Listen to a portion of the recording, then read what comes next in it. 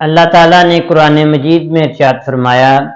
اے ایمان والو، تم پر روزے رکھنا فرض کیے گئے ہیں جس طرح تم سے پہلے لوگوں پر روزے رکھنا فرض کیے گئے تھے تاکہ تم متقی بن جاؤ۔ یہ گنتی کے چند دن ہیں، پھر جو تم میں سے بیمار ہو یا سفر پر ہو وہ اتنے روزے اور دنوں میں رکھے۔ حضور نبی اکرم صلی اللہ علیہ وآلہ وسلم نے ارشاد فرمایا، جب ماہ رمضان داخل ہوتا ہے تو جنت کے دروازے کھول دیے جاتے ہیں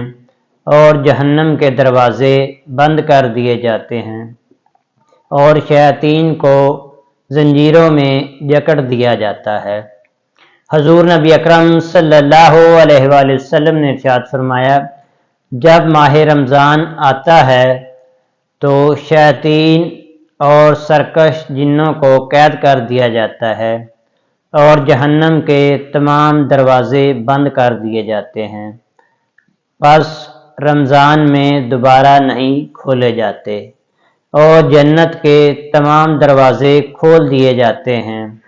اور پورا رمضان کوئی دروازہ بند نہیں کیا جاتا۔ پس ایک پکارنے والا پکارتا ہے، اے نیکی کرنے والے آگے بڑھ، اے گناہ کرنے والے رک جا۔ حضرت ابو ہریرہ رضی اللہ تعالی عنہ بیان کرتے ہیں کہ حضور نبی اکرم صلی اللہ علیہ وآلہ وسلم نے ارشاد فرمایا،